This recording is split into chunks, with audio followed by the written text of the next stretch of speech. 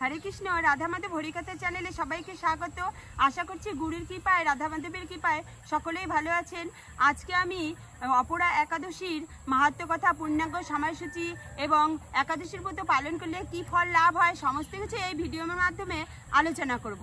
এই ভিডিওটি স্কিপ না করে সম্পূর্ণ দেখার জন্য সকলের কাছে আমার অনুরোধ রইল। মহারাজ যুধিষ্ঠির শ্রীকৃষ্ণকে বললেন, হে কৃষ্ণ, জ্যৈষ্ঠ মাসে কৃষ্ণপক্ষে একাদশীর নাম কি, তার মাহাত্ম্যই বা কি, আপনি অনুগ্রহ করে তা বর্ণনা করুন। শ্রীকৃষ্ণ বললেন, হে মহারাজ, মানুষের মঙ্গলের জন্য আপনি খুব ভালো প্রশ্ন করেছেন। বহু পুণ্য প্রদানকারী ব্যক্তি, মহাপাপ বিনষ্টকারী ও পুণ্য প্রদানকারী এই একাদশী অপরা নামে জগতে বিখ্যাত। ব্রহ্ম হত্যা, গো হত্যা, ভ্রূণ হত্যা, পরনিন্দা, পরস্ত্রী গমন, মিথ্যা ভাষণ প্রভৃতি গুরুতর পাপও এই ব্রত পালন করলে তা নষ্ট হয়ে যায়।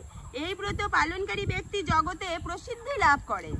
যারা মিথ্যা সাক্ষ্য দান করে, ওজন বিষয়ে ছলনা করে, শাস্ত্রের মিথ্যা ব্যাখ্যা প্রদান করে, জ্যোতিষের মিথ্যা গণনা ও মিথ্যা চিকিৎসায় রত থাকে, তারা সকলেই নরক যাতনা ভোগ করে।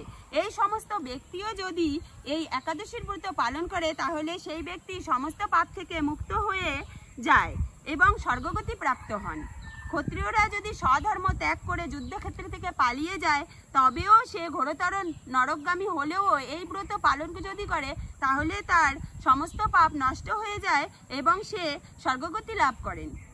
মকর রাশিতে সূর্য অবস্থানকালে মাঘ মাসে প্রয়াগ স্নান করলে যে ফল লাভ হয়, শিবরাত্রিতে কাশীধামে উপবাস করলে যে পুণ্য হয়, গয়াধামে বিষ্ণু পাদপদ্মে পিণ্ডদান করলে যে ফল পাওয়া যায়, সিংহ রাশিতে বৃহস্পতির অবস্থানে গৌতমী নদীতে স্নানে, কুম্ভে কেদারনাথ দর্শনে, বদরিকা আশ্রম যাত্রায় ও বদ্রীনারায়ণ সেবায়, সূর্যগ্রহণে কুরুক্ষেত্রে স্নানে, হাতি ঘোড়া স্বর্ণ দান করলে এবং দক্ষিণা সহ যজ্ঞ সম্পাদনে যে ফল লাভ হয় কেবলমাত্র এই অপরা একাদশীর ব্রত পালন করলে সেই সমান ফল লাভ হয়ে যায়। এই অপরা ব্রত পাপরূপ বৃক্ষের কুঠার স্বরূপ, পাপরূপ কাষ্ঠের দাবাগ্নির মতো, পাপরূপ অন্ধকারের সূর্য সদৃশ এবং পাপহস্তির সিংহ স্বরূপ। এই ব্রত পালন না করে যে ব্যক্তি জীবন ধারণ করে জলে বুদবুদের মতো তার জন্ম মৃত্যুই কেবলমাত্র সার হয়। অপরা একাদশীতে উপবাস করে বিষ্ণু পূজা করলে সর্বপাপ থেকে মুক্ত হওয়া যায় এবং সেই ব্যক্তির বিষ্ণুলোকে গতি হয়। এই ব্রত কথা পাঠ বা শ্রবণ করলে সহস্র গোদানের ফল লাভ হয়ে যায়, অর্থাৎ 1000 গাভীদানের সমান পুণ্য ফল লাভ হয়ে যায়। তো এই ব্রত করা যেতেই পারে, খুব ভালো। এই একাদশীর ব্রত যেসব ভক্তরা পালন করবেন তারা সারাদিন হরি গুণগান, অধিক মালা জপ, স্বয়ং ভগবান শ্রীকৃষ্ণের গুণ লীলা আদি কীর্তন ও শ্রবণ করে দিন অতিবাহিত করে রাত্রে হরিবাসরে গোবিন্দের নাম কীর্তনের মাধ্যমে রাত্রি জাগরণ করাই প্রয়োজন। এই হচ্ছে অপরা একাদশীর মাহাত্ম্য কথা। তো এই একাদশী তিথি শুরু হবে 2025 সালে জ্যৈষ্ঠ মাসে 22 মে 7 জ্যৈষ্ঠ বৃহস্পতিবার রাত্রি 8:35 আর একাদশী তিথি সমাপ্ত হবে 23 মে 8 জ্যৈষ্ঠ 2025 সালের শুক্রবার সন্ধ্যা 6:24 পর্যন্ত। অপরা একাদশী পৃথিবীর সকল স্থানেই প্রায় এই শুক্রবারেই পালন করা হবে।